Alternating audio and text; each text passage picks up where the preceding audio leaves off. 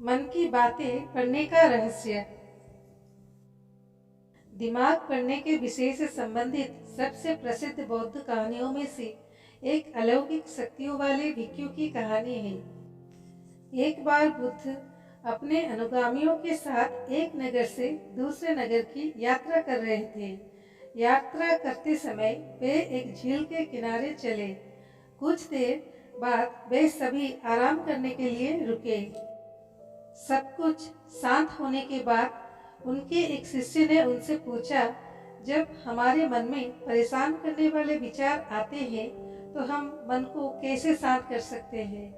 बुद्ध पेड़ के नीचे बैठे थे और उनसे बोले, मुझे प्यास लग रही है, क्या आप मेरे लिए उस झील से कुछ पानी ला सकते हैं।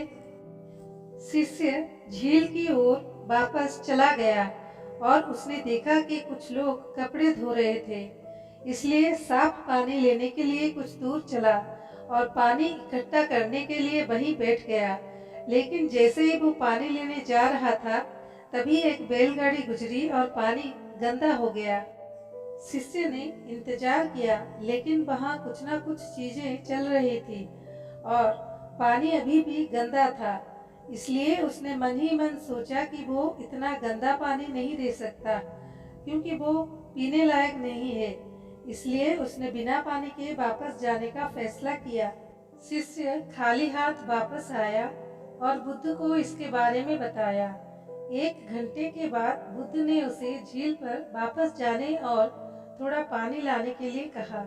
शिष्य झील पर वापस गया और इस बार वो साफ पानी ढूंढने में सफल रहा। उसने बर्तन में पानी भरा और वापस बुद्ध के पास लाया।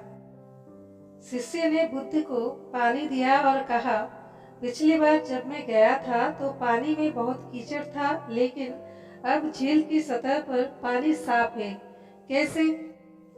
बुद्ध ने उत्तर दिया, जब आप पिछली बार गए थे तो कीचड़ अस्त व्यस्त था और वो सतह पर पानी के साथ मिल गया था और पानी पीने के लिए अयोग्य हो गया था। लेकिन जब आप 1 घंटे के बाद गए तो कीचड़ अपने आप बैठ गया और आपको साफ पानी मिला, जो पीने के लिए उपयुक्त था। पीना। आपका मन भी ऐसा ही है, जब वो अशांत हो तो उसे कुछ समय दे और वो अपने आप ठीक हो जाएगा। आपको इसे शांत करने के लिए प्रयास नहीं करना पड़ेगा और समय के साथ आपका मन सहजता से शांत हो जाएगा। इस कहानी को अक्सर बुद्ध के जीवन से जोड़ा जाता है और ये दूसरों के विचारों और इरादों को समझने की उनकी क्षमता को दर्शाती है। एक बार उस समय जब बुद्ध जैतवन मठ में रह रहे थे, वहाँ एक भिक्षु था जिसके पास कुछ अलौकिक शक्तियाँ थी। ये भिक्षु दूसरों के मन को पढ़ सकता था और उनके विचारों को पहचान सकता था। एक अन्य भिक्षु जिज्ञासावश और शायद संदेह की भावना से अलौकिक शक्तियों वाले भिक्षु के पास आया और कहा, मैंने सुना है कि आप दिमाग पढ़ सकते हैं, क्या आप अभी मेरा दिमाग पढ़ सकते हैं। अलौकिक शक्तियों वाले भिक्षु ने उत्तर दिया, निश्चित रूप से मैं ऐसा कर सकता हूँ। जिज्ञासु भिक्षु ने तब तक अदृश्य वस्तु एक कमल के फूल के बारे में सोचा और अपना ध्यान उस पर केंद्रित किया।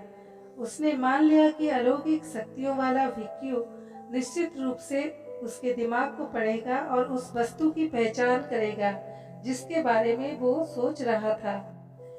लेकिन उन्हें आश्चर्य हुआ जब अलौकिक शक्तियों वाले भिक्षु ने कहा, आप कमल के फूल के बारे में सोच रहे हैं। जिज्ञासु भिक्षु चकित रह गया और बोला, हाँ, ये सही है, आप वास्तव में मन को पढ़ने की क्षमता रखते हैं। अलौकिक शक्तियों वाले भिक्षु ने मुस्कुराते हुए समझाया, ऐसा नहीं है कि मेरे पास सभी दिमागों को यथायुत पढ़ने की शक्ति है, बल्कि मैंने दूसरों के इरादों और विचारों को तब समझने की क्षमता विकसित की है जब वे शुद्ध और केंद्रित होते हैं।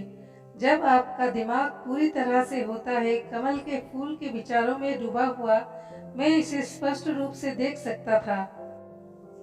बौद्ध परंपरा की ये कहानी मानसिक शुद्धता और ध्यान के महत्व को रेखांकित करती है। इससे पता चलता है कि स्पष्ट और केंद्रित विचारों को उन्नत आध्यात्मिक क्षमताओं वाले लोग ही समझ सकते हैं। हालांकि इस कहानी को रूपक माना जा सकता है, ये बौद्ध धर्म के अभ्यास में सचेतनता, एकाग्रता और आंतरिक गुणों के विकास के मूल्य को बताती है।